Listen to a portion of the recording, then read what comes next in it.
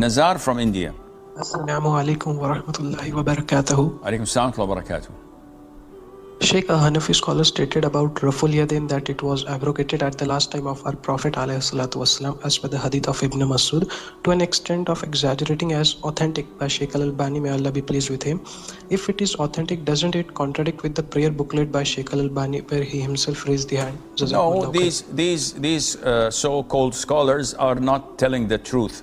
It was never abrogated, and it continued to be as it is. The hadith of Abdullah ibn Umar, may Allah be pleased with him, and many other scholars approve that this was the way of the prayer of the Prophet ﷺ.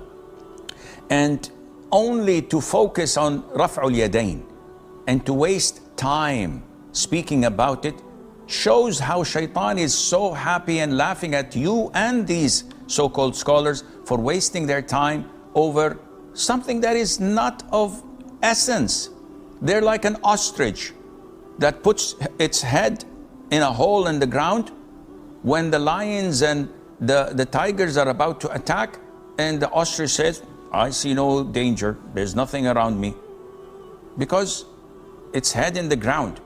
You guys are doing the same thing. The ummah is being burnt to the ground.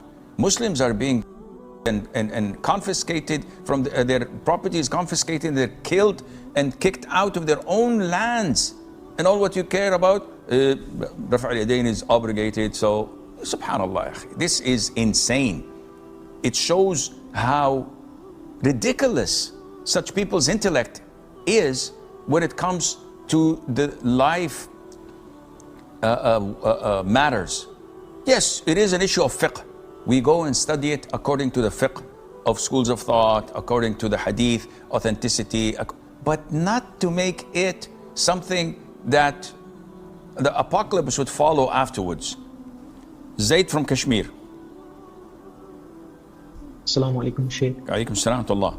Sheikh, you told once that the Salatul Asr timing of the Hanafi school is not according to the Qura timetable. Of Dhuhr and Asr, correct, yes. The argument they give about the Asr is the references of Al-Bukhari and Al-Muslim. They give the two references. The first one is that in which the Prophet ﷺ compared his ummah with the two previous generations. And the second one is the timing of Asr lasts as long as the sun doesn't turn pale. They justify the timing of Asr by saying this. So is it correct or not? No, it's not correct, Akhi. Their understanding is incorrect.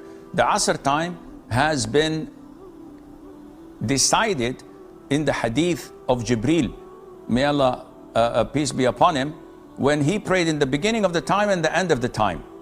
The end of the time is divided into two types: type of selection and type of necessity.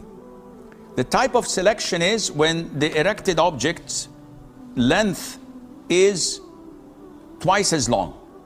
Dhuhr time starts when the object has a little shadow pointing to the west. This is Dhuhr time.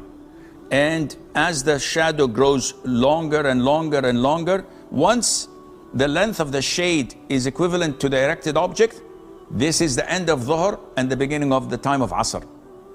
Now, this time of Asr extends till the shade is twice as the length of the erected object, or the glow of the sun has faded and we can look at it. So it's not as white and difficult to look at. No, it's a bit yellowish. This is a time that is recommended that you pray before. But due to necessity, or if you did not, the time is extended until the sun sets. So the Hanafi timing is definitely out of the question and wrong. Isa from the UK. Assalamu alaikum, Sheikh. Alaikum salam. Sheikh, a person of knowledge said that I can do something, but I keep getting thoughts that keep escalating the situation, and more questions keep coming to my head regarding the ruling. Initially, I got the answer to something. I didn't know if it was clearly haram or not. I found out it is actually halal to do. Then I pretty much moved on from the whole situation, but then these few days, the thoughts are coming back to me, and it's affecting my mental state, and sometimes I can't even focus on tasks. What should I do? Can I just ignore the whole situation? This is too generic, Akhi. This requires a counseling session where you will go into details about the things so that we could analyze whether it's halal or actually haram. And then if it is halal, why are you considering it to be haram? And to tackle your thought process so that it would be aligned with the Sharia. Most of those like you who have OCD, their biggest problem is that they're unable to see. They have fog on their eyes. Our job is to clear that fog, open their eyes, and show them that this is the way of the Prophet ﷺ. Which way are you taking? He says, oh, I'm taking the other way. Then you're not following the Prophet ﷺ, and that would help them immensely. Brother Farhan from India. Assalamu alaikum, Sheikh. Alaikum salam wa rahmatullah. Sheikh, if a person dies in the state of him believing in a bad omen or him having fear of shirk or something like that, will it be considered shirk, and will he be in hellfire for eternity? The question is not clear. If a person dies doing what? Believing in bad omens or fearing that is shirk. Yes, the belief in bad omens is shirk. The Prophet said, alayhi salatu wasalam, at-tiyaratu shirk. And it belongs to minor and major.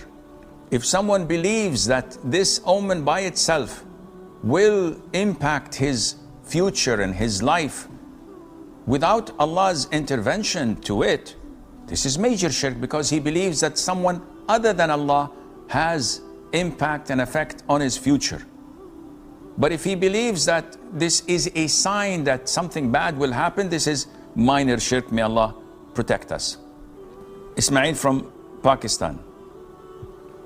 Assalamu alaikum. Alaikum salam wa rahmatullah. My issue is that my father's car, there is like in the rear view mirror, there is like some people put Ayatul Kursi, there's Allah's name, and then underneath it there's like a globe. So I advised them that this is like a form of disrespect, but obviously he did not listen. So what is underneath it?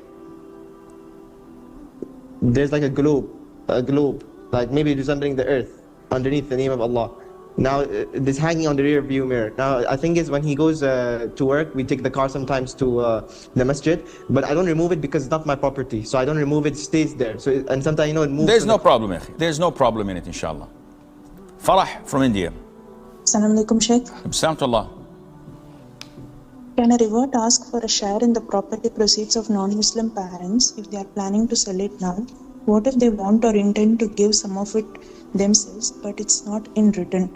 If not, One can question, that you have one question, Farah. You can't ask me a multiple question and expect me to answer it. Number one, if a revert accepts Islam and her family wants to sell the property, it's their property. She has no right in it. If she says, okay, I need part of it, and they give it willingly, this is a gift from the father, who's a non-Muslim, to his Muslim daughter while she's alive and he's alive. There's no problem in that. What is haram is to inherit once the father is dead and they start to distribute the wealth. A Muslim cannot inherit, and this is one of the opinions of the scholars. Other opinions say that no, she can inherit, but if she dies as a non-Muslim, he cannot inherit her. And it's an issue of dispute, and Allah knows more.